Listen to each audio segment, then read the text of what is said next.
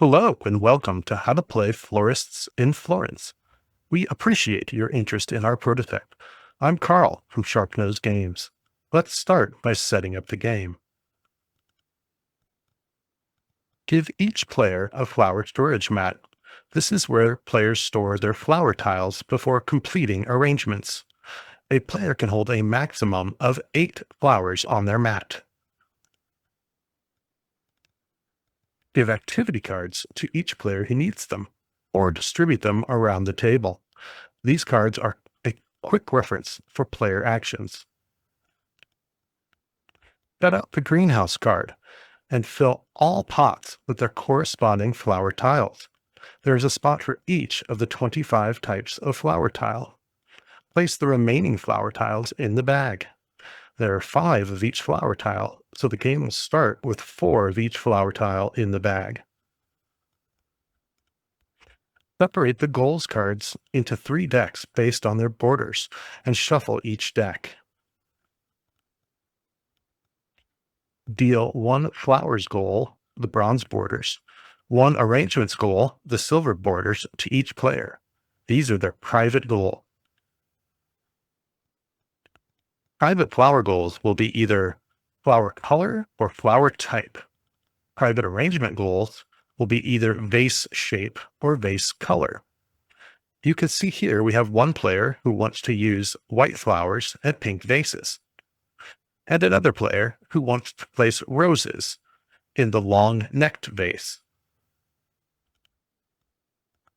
Draw 3 cards from the shuffled common goals deck with the gold border.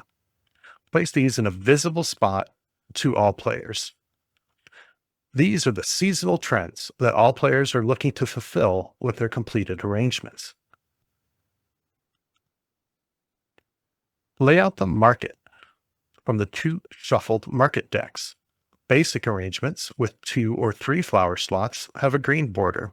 Large arrangements with 4 or 5 flower slots have a blue border.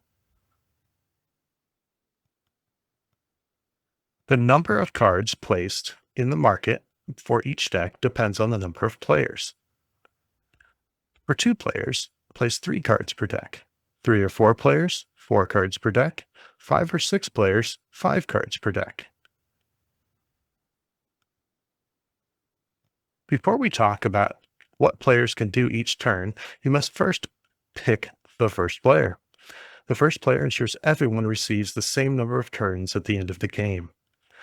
The first player should be whoever last smelled the flower. If that doesn't work for your group, make up something related to flowers and have fun with it. The first player starts with the flower bag, and each player passes it to the left after their turn. A player may take 1 of 4 actions on their turn.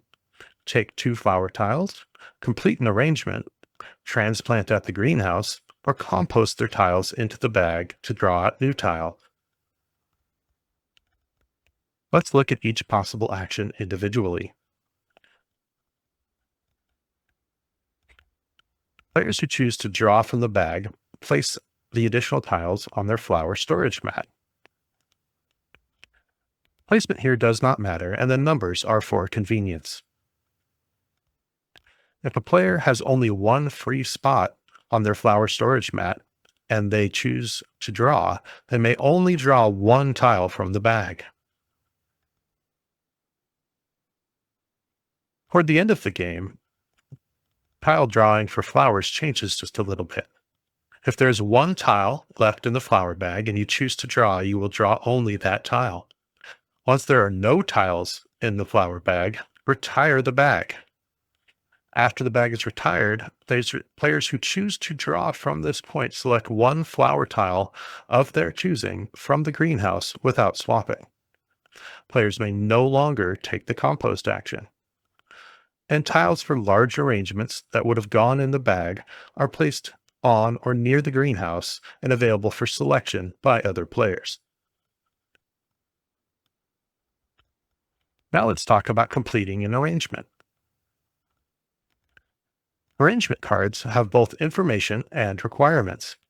The player must be able to fill all slots in an arrangement and meet the arrangement requirements to take it from the market.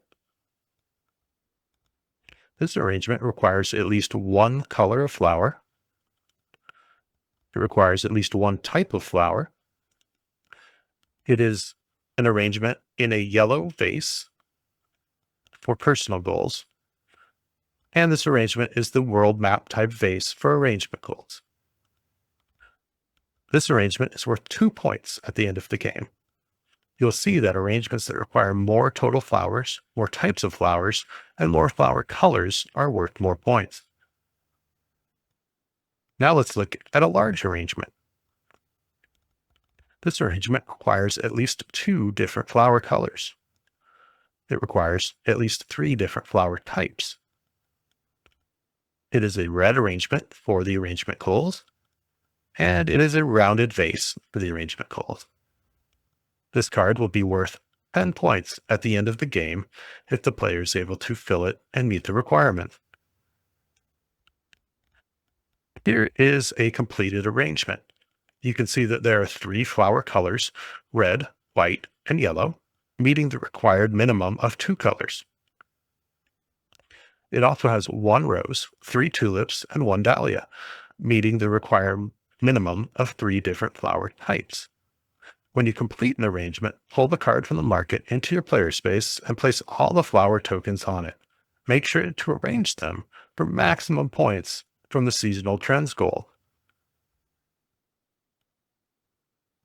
When completing arrangements, large arrangements require more effort and time. The player must return a flower tile back to the flower bag in addition to filling out the large arrangement and completing all of its requirements. Now let's talk about transplanting from the greenhouse. The greenhouse starts with all 25 flowers arranged by color and type.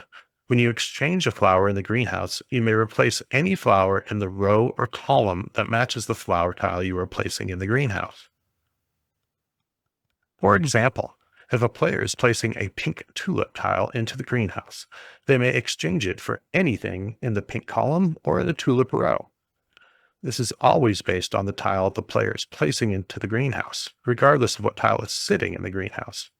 As the game plays out, the flower tiles in the greenhouse will shift and become more chaotic as they are swapped. Keep a close eye on which flowers have been swapped in to see if the one you need is waiting.